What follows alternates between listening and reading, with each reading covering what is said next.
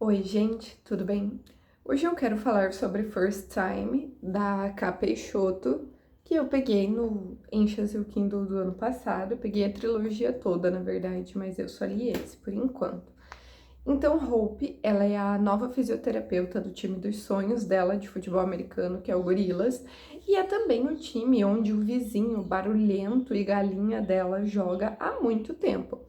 Então, eles moram no mesmo prédio já tem 2 anos e ela sempre vai atazanar na porta dele quando ele faz festa, quando tem muito barulho.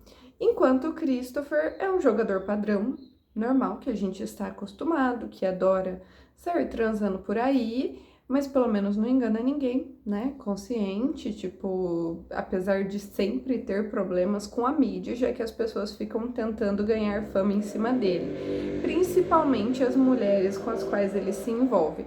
Sendo que o seu último problema foi uma mulher que gravou o sexo há vários meses atrás e que posta o vídeo só agora, propositalmente, dizendo que foi ele quem vazou as imagens. Então a reputação dele já não era das melhores e o time não estava nada satisfeito com isso.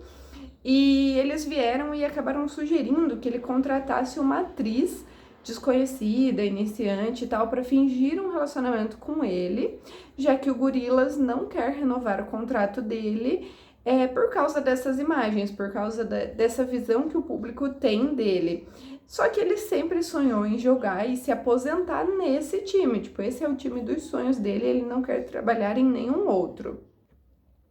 Ele acaba ajudando a Hope com o ex-babaca dela, que traiu ela por 2 anos, fez ela ser amiga da amante e até engravidou a outra, mas segue sem conseguir superar o fato de que ela não quer nada com ele e acredita que ela tá mantendo distância como uma forma de punição, mas que eles ainda têm chances, eles ainda vão ficar juntos. Sério, o ego desse homem, gente, vocês não vão acreditar. Mas enfim, como todo idiota de carteirinha, ele não respeita o não de uma mulher, mas ele respeita o de outro homem. E o Chris ajuda ela dessa forma. Só que daí, depois dessa ajuda, ele pede que ela o ajude com a imagem dele, porque acaba vazando uma foto deles dois juntos lá no stage do Gorilas. E eles não sabem quem vazou essas imagens e tal, mas eles sugerem que como as pessoas sabem que eles moram juntos, no caso, no mesmo prédio, que eles trabalham juntos, eles sugerem que, tipo, eles aproveitem desse vazamento pra ela ser a namorada de mentira dele por 1 ano e, e que eles comecem a fingir como se isso já estivesse acontecendo, enfim, sabe? E ela acaba aceitando.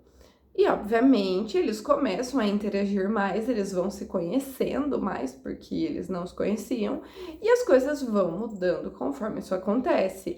Eles conhecem suas respectivas famílias, e nós temos algo sobre os primos do Christopher que moram na Grécia que ainda não sabemos. Até o prólogo começa com um desentendimento na Grécia.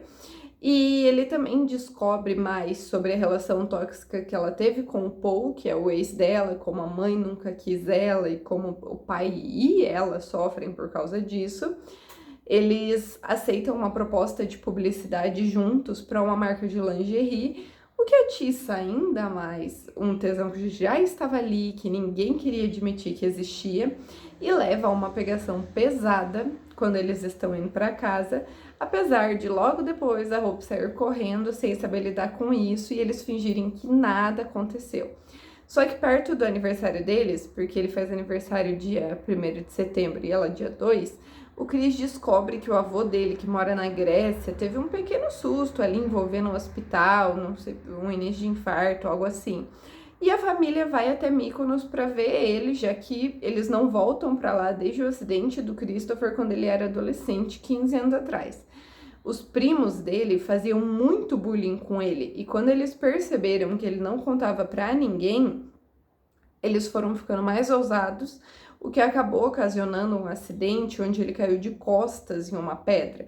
Então ele ficou em coma por 2 semanas e quando ele acordou, ele ficou mais de um ano paraplégico, até que meio que ele sentiu um pequeno formigamento no pé e eles entraram em contato para fazer um tratamento experimental que funcionou assim de maneira milagrosa e fez com que ele voltasse a andar. Mas devido a esse trauma, ele nunca mais tinha voltado para a Grécia desde essa situação 15 anos atrás.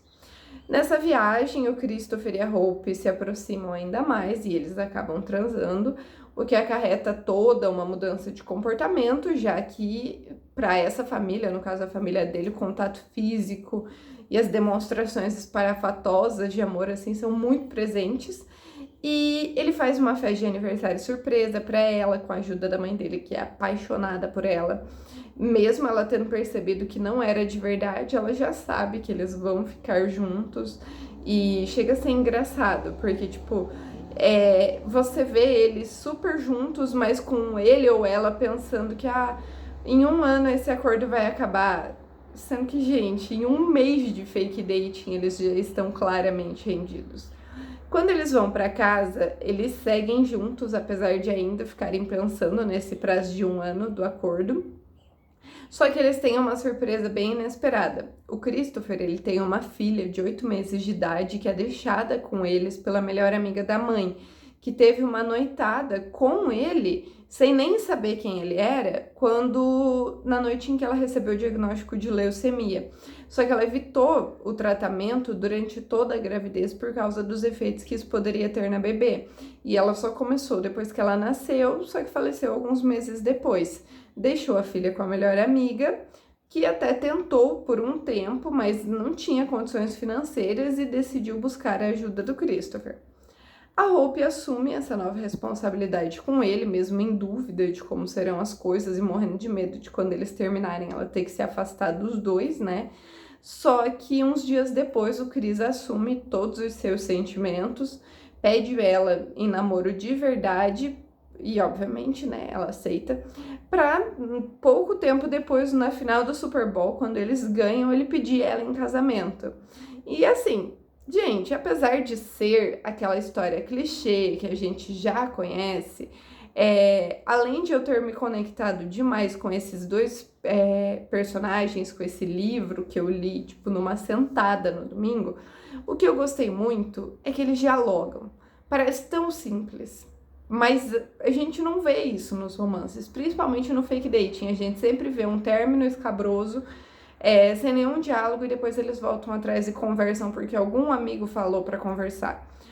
E aqui não. Tipo, conforme as mudanças iam acontecendo no relacionamento deles, eles iam falando sobre isso. Como eu disse, geralmente em livros de fake dating sempre tem um rompimento ridículo para depois voltar atrás e pedir desculpas, sendo que todo mundo é solteiro. Não precisa disso. É só sentar e falar, olha, a gente era um acordo, mas eu desenvolvi sentimentos, então a partir de agora eu não quero mais que seja fingimento. Parece tão simples, mas a gente não vê isso nos livros, e nesse eu vi e eu fiquei apaixonada. Eu peguei ele no Encha Seu Kindle, mas ele tem no Kindle Unlimited também. Então procurem, eu acho que vocês vão gostar. Até mais!